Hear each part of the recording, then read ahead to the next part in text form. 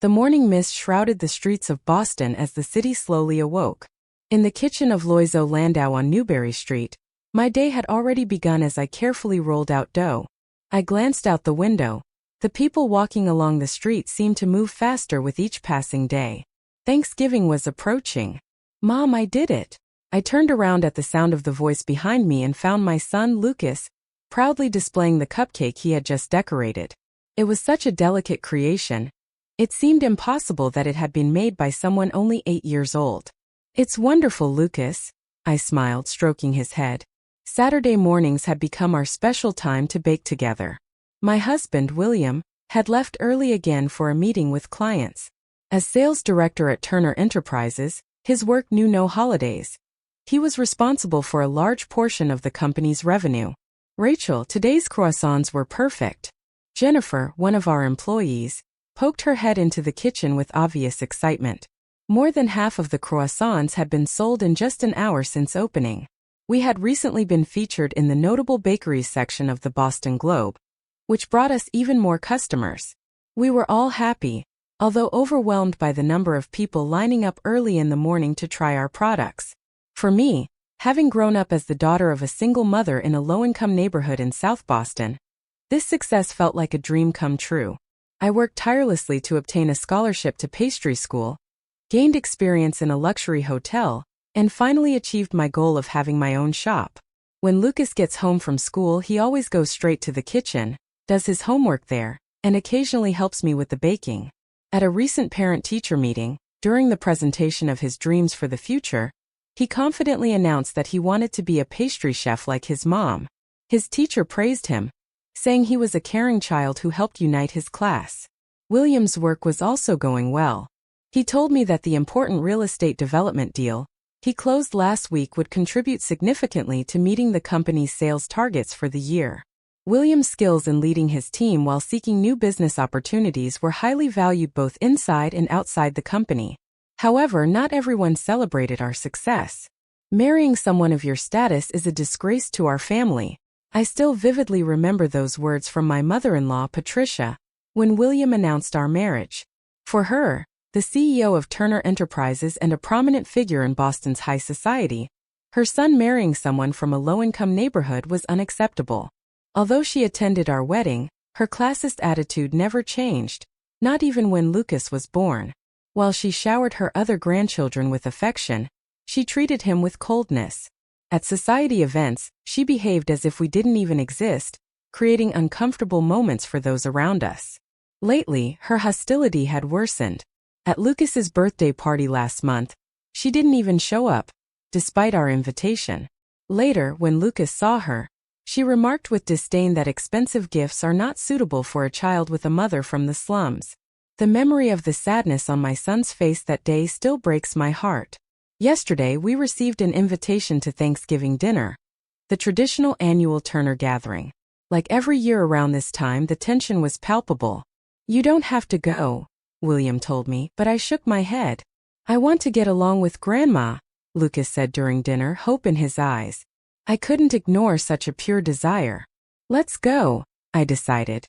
William's face showed concern, but understanding our son's longing, he simply nodded silently. Thanksgiving morning brought with it an especially cold wind in the streets of the exclusive Chestnut Hill neighborhood. Well-dressed people hurried among the festive decorations, fallen leaves danced in the air, and the maples displayed an intense red. I had been baking an apple pie since early morning. It wasn't out of courtesy towards my mother-in-law, but out of professional pride. I wasn't going to arrive empty-handed. "Mom, is my tie okay?" Lucas asked nervously, adjusting his collar in the back seat. His navy blue suit and the light blue tie he had chosen himself were perfect for the occasion. A small silver pin adorned his pocket. "Perfect," I replied, observing his expression in the rearview mirror. His face reflected a mixture of tension and anticipation. William at the wheel also looked stiffer than usual, his hands gripping the steering wheel tighter than normal. Arriving at the Turner mansion, several luxury cars were already parked. Bentley, Mercedes, Rolls-Royce, all gleaming under the winter sun. The imposing Victorian building seemed to glow even more in the daylight, as if its elegance were accentuated for the occasion. The arched windows and the meticulously manicured front garden spoke of the history and authority of the Turner family. Opening the front door, we were greeted by a blast of warm air and the delicious aroma of roasted turkey. The spacious living room, illuminated by gleaming chandeliers, was already full of relatives. The women wore elegant designer dresses, while the men sported tailored suits. My blouse, bought at a boutique, felt completely out of place. William, Rachel, Robert. My father-in-law greeted us warmly. Unlike his wife, his character had always been calmer and more conciliatory. His gray suit reflected both his dignity as president of the company and his affable nature. "Lucas, you've grown so much," he said, gently stroking his grandson's head. The relatives around him smiled naturally at the scene. Lucas's expression also began to relax as he joined his cousins, a group of children his age. Little by little, he let go of the tension. At first, everything seemed to be going smoothly. The maids came and went, finishing setting the table. The silver cutlery, inherited from generation to generation, gleamed under the light of the chandeliers. The crystal glasses and white porcelain plates with fine prints formed a scene worthy of a painting. White candles burned in antique candle holders, reflecting their warm light on the table. In the center, on a spotless white tablecloth, rested a huge, perfectly golden turkey, surrounded by the traditional Thanksgiving dishes: cranberry sauce, mashed potatoes, green bean casserole, and sweet potato gratin. On the dessert table, my apple pie was displayed alongside the classic pumpkin and pecan pies. "Ladies and gentlemen, please be seated," announced James the butler. Instantly, the nearly 20 family members began to gather around the large dining room table. Turner cousins and their families, uncles, aunts, and even distant relatives, all those who led separate lives most of the year, congregated that night. Then came the sound of heels descending the stairs. Patricia appeared in an elegant emerald green dress and a diamond necklace. Although her smile was impeccable, there was something artificial about it. I felt a chill lurking behind her eyes. "Rachel, what a pretty blouse," she said. I nodded slightly, recognizing the sarcasm in her compliment. Years of experience had taught me not to fall for her game. The maids paused expectantly at the scene. Meanwhile, the family members began to take their places according to the assigned cards. Robert and Patricia sat at the head of the table, along with the older relatives. We were assigned seats in the middle of the table. Lucas's place was next to mine. But as we approached our seats, I felt my blood run cold. Instead of the elegant silver plate, there was a stainless steel dog bowl on the table, filled with brown kibble. On the edge was the word puppy. For a moment, the room fell into a sepulchral silence. I heard the gasps of the relatives around me. An uncle coughed, a cousin let out a small cry, and an older aunt looked away, while another younger cousin lowered his head uncomfortably. Lucas's little hand clung to my sleeve. I felt his small fingers trembling. "What does this mean?" William's voice vibrated with fury, his eyes burning with indignation. Then Patricia's cold voice broke the silence. She raised her glass elegantly and with a barely perceptible smile spoke deliberately slowly. "Why would a child of parents raised in slums need a good meal?" The insult was perfectly calculated. The entire table froze. Robert began to cough violently, and one of the maids dropped and broke a glass. Lucas's lips trembled as his eyes tried to hold back tears. At that moment, something inside me changed. I stood up slowly. The only sound in the room was the creak of my chair as it dragged across the floor. The crystal chandelier cast long shadows over the table. I took my son's icy hand and squeezed it firmly. I felt a slight pressure back.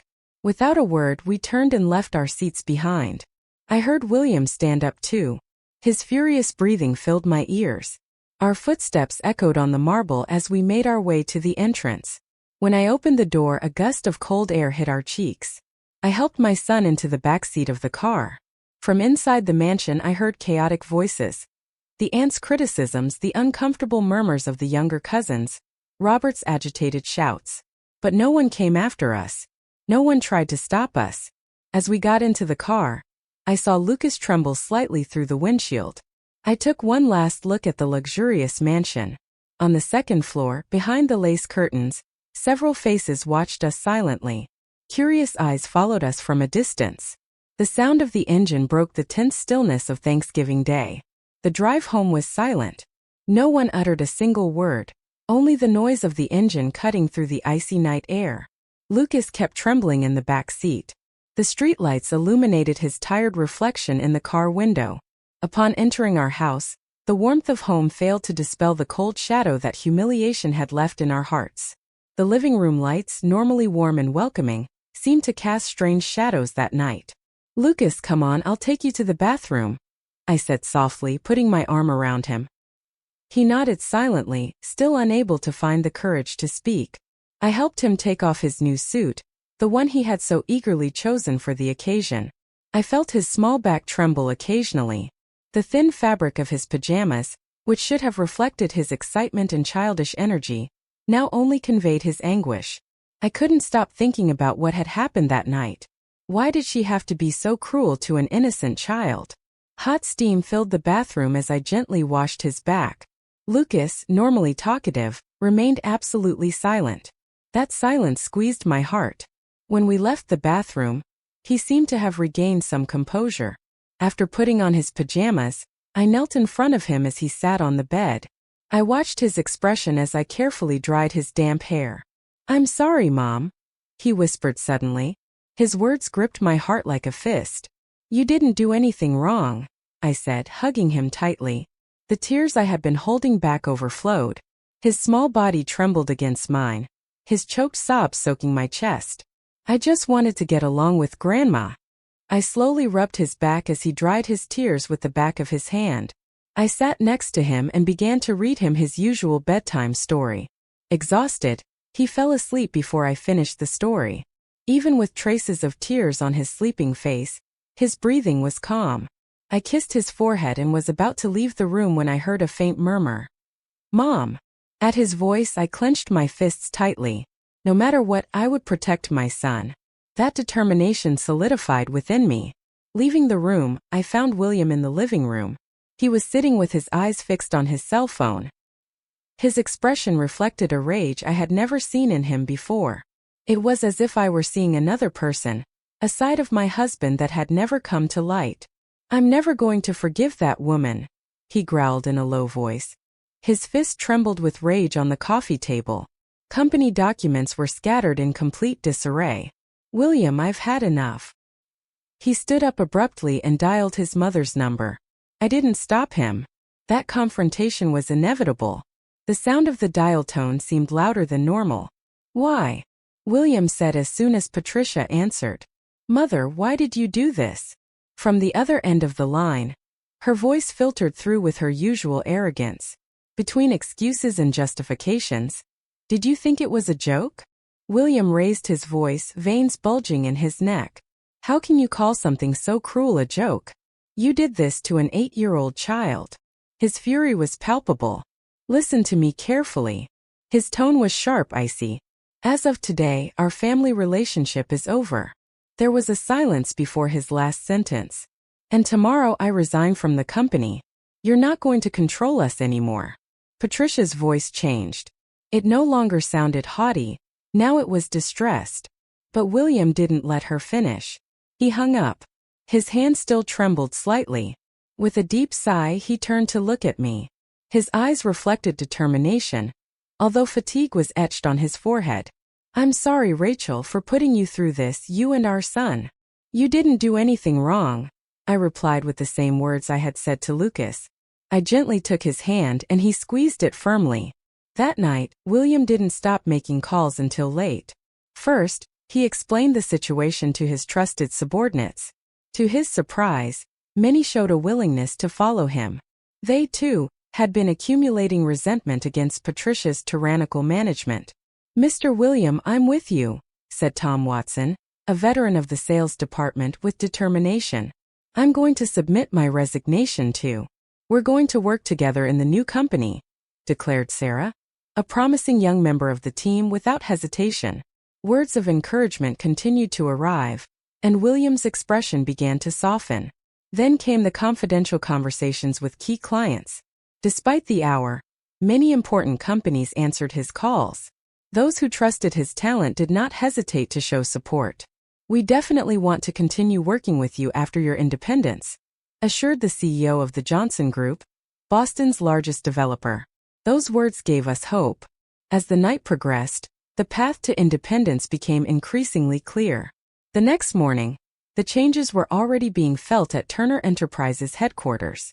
The news of William's resignation spread like wildfire throughout the company. Shortly after, the best employees began to submit their resignations, one after the other. Many, fed up with Patricia's discriminatory treatment, decided to join William's new company. At this rate, the sales department is going to collapse, reported Human Resources in a desperate tone. Clients are asking to review their contracts, alerted the finance team. The scandal caused by Patricia had not only damaged her reputation, but now shook the foundations of the entire company. A few days later, preparations for the new company were progressing rapidly. Office space in a prime location in Boston's financial district had already been secured. Funding was also in order thanks to multiple investors. Williams' actions proved to be an invaluable resource. Meetings with law firms, structuring the team, planning the new organization day and night, everything was taking shape. Finally, the new company, William Turner Associates, was born. But just on that quiet morning, an unexpected visitor arrived. "Open up, Rachel." The direct knock on the door echoed throughout the house. She didn't use the intercom. From the window I could see Patricia. Her anguished voice echoed in the street. The neighbors, from behind their curtains, watched her as her cries became increasingly desperate. From the door I saw a luxury car badly parked next to the curb. I opened silently. There was Patricia, in an unrecognizable state. "Why did you seduce my son and destroy our family?" Her designer suit was wrinkled, her makeup, which was always impeccable, was smudged. She waved her designer bag desperately. Her face was a mixture of fury and sadness. The image of the CEO of Turner Enterprises, the elite woman, had completely crumbled. "Think carefully about who really destroyed the family," I replied calmly but firmly. At that moment we heard noise upstairs. Lucas must have woken up. "You treated your own grandson like a dog. That's what family does." Patricia remained silent. Then with a contemptuous tone she murmured, "I'm not going to listen to the words of someone of your status." "That's enough, Mother." William's voice sounded behind me. He stood at the door, stepping forward to place himself between us. My husband's firm posture exuded authority. "Leave. Don't ever show your face to us again." His voice had an unwavering determination. For a moment, Patricia looked at him as if she were seeing a stranger. A flicker of regret fleetingly crossed her gaze, but it was immediately buried under her arrogant expression. "I also have my pride," she said in a trembling voice before turning and leaving. We remained silent as we watched her get into her car. Her back had lost all the dignity it once had. The sound of the door closing echoed like a distant echo, announcing the beginning of a new morning. Lucas came downstairs and took our hands. In those small hands we felt the hope of our new future. Meanwhile, at Turner Enterprises the hallways felt different. A week after William's resignation, the company was enveloped in an unusual atmosphere. The office floor, which used to vibrate with energy, was now plunged into a heavy silence. More than half of our main clients have requested contract reviews this quarter. The CFO, Mr. Gray, spoke in a trembling voice at the board meeting. He placed a thick report on the table. The numbers printed on those sheets told the story of the company's impending crisis. The decline in the real estate development division is particularly serious. New projects are practically paralyzed. The turnover rate in the sales department has exceeded 70%, added the HR director. Most of the remaining employees are looking for work in other companies, and recent graduates are rejecting our offers. The staffing plan for next year has completely collapsed. Since William's departure, the company's talent had been leaking at an alarming rate. Especially the young employees, those who were supposed to be the future of the company. Patricia tried to intervene with her usual haughty tone, but her voice lacked its former strength. The wear and tear was evident on her face. The empire she had built was crumbling before her eyes, and she no longer had anyone to support it. Through her smudged makeup, Patricia tried to maintain her composure. "We have received a formal request from institutional investors to convene an emergency shareholders meeting," announced the legal director. The agenda? Someone in the room asked. Although everyone already suspected it. It includes the restructuring of management. The air became heavy. The board members held their breath. The pressure from major shareholders was increasing every day. The share price had plummeted and continued to reach historic lows. In just 1 week, the market capitalization had shrunk by 30%. Suddenly, the conference room door burst open. What does this mean? Robert entered furiously, holding a newspaper. On the front page, the headline in large letters screamed, Turner Enterprises CEO suspected of embezzlement of company assets. The Boston Globe had published an extensive investigative report spanning 3 full pages. The article detailed with evidence Patricia's misconduct. She had used the company's private jet for personal shopping trips, billing more than $500,000 a year to the company. The remodeling of her mansion in Chestnut Hill, valued at $2 million, had been recorded as a corporate expense. But that wasn't all. It also documented her open discrimination against employees belonging to minorities, opaque promotion processes, harassment of female employees, and the intentional degradation of non-white workers. Furthermore, the article exposed her abusive treatment of business partners, unreasonable demands for price reductions, intentional delays in payments, and an arrogant attitude towards small businesses. Each of these actions completely violated business ethics. All these accusations have been backed up with witness testimony and leaked documents. The legal director spoke in a low voice, but his tone was firm. The Securities and Exchange Commission has already contacted us to open an investigation. Employees who had suffered under Patricia's tyrannical rule were finally speaking out. Daily, massive and detailed testimonies arrived at the anonymous reporting line. Patricia, visibly pale, tried to defend herself. They were legitimate management decisions. Her voice trembled. The words that once commanded respect and fear now sounded hollow.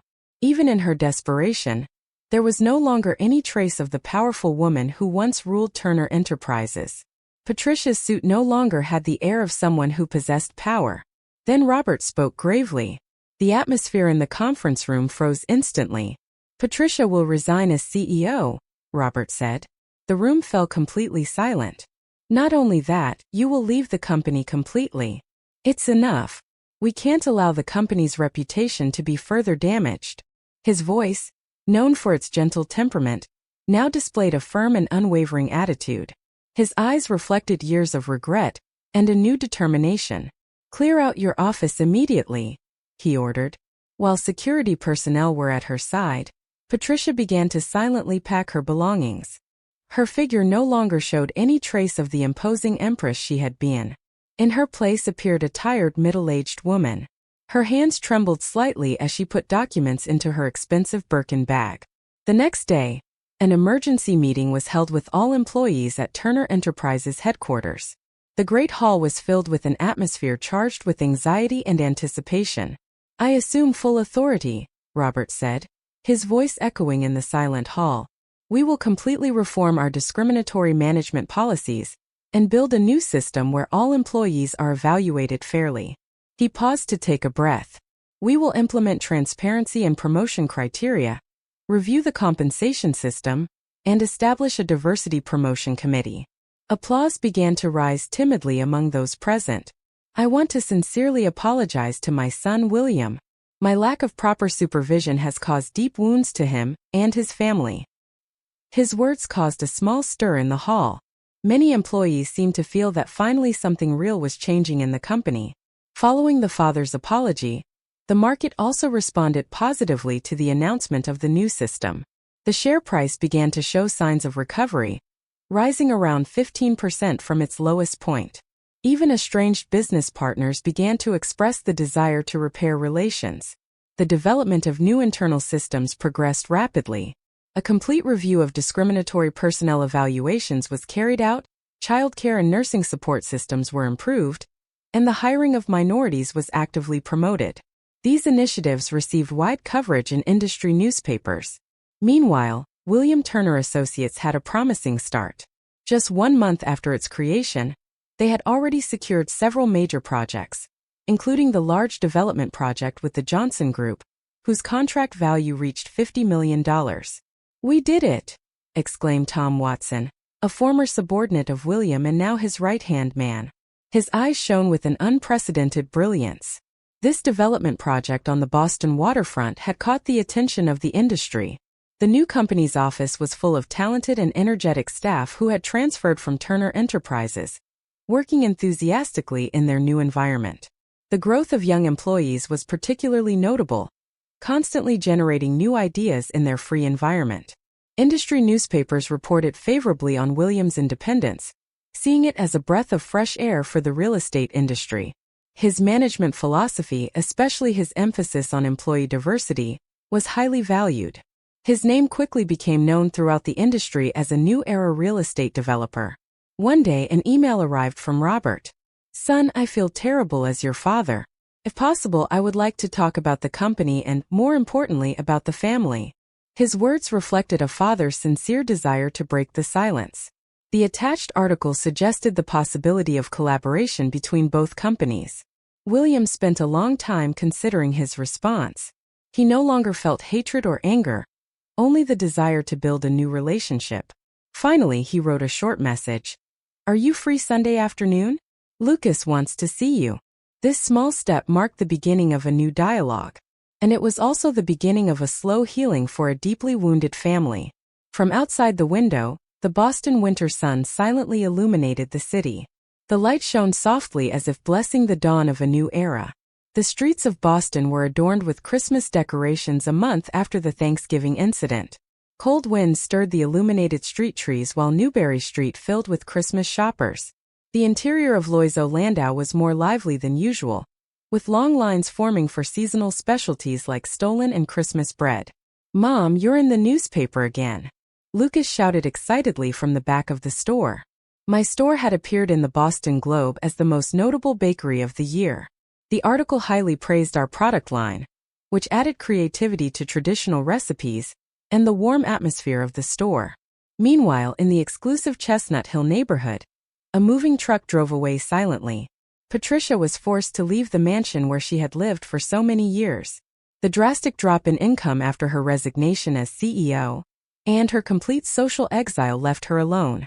Her former friends now acted as if she had never existed. A room in an old Back Bay apartment became her new home. She had to part with most of her luxury furniture and accessories, keeping only the essentials. The glamorous world of high society where she once reigned now seemed small and distant to her. At Turner Enterprises, new winds began to blow. Under Robert's direction, the reform of the corporate culture was progressing steadily. Discriminatory practices were completely abolished and replaced by a new evaluation system that emphasized merit and diversity. Then one day Robert proposed to William, "I would like to consider a merger between our companies." Robert's proposal sent shockwaves through the industry. The idea of a father and son joining forces to create a real estate development company for a new era meant much more than just a business integration.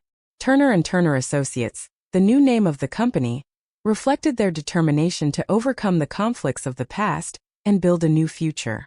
On Sunday morning, we enjoyed a family brunch. Lucas enthusiastically told his grandfather, Robert, about his progress in the kitchen. His smile shone intensely, as if he had completely forgotten the tears of Thanksgiving night. "I'm going to make a cake for Grandpa," he said, which brought tears to Robert's eyes. The relationship with William had also strengthened through this terrible experience. The decisiveness and kindness he showed during the crisis had deepened our bond. However, I sometimes think of Patricia, living alone in her Back Bay apartment.